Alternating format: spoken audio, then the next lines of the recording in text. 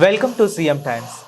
Chimakurthi mandal YSR Congress party అధ్యక్షులు పమిడి వెంకటేశ్వర్లు గారి మనవరాలు దియారూపిక మొదటి జన్మదినోత్సవం సందర్భంగా కేవీపాలెం గ్రామంలోని మండల పరిషత్ ప్రాథమిక పాఠశాలలో విద్యార్థులకు పుస్తకాలు పంపిణీ చేయడం జరిగింది.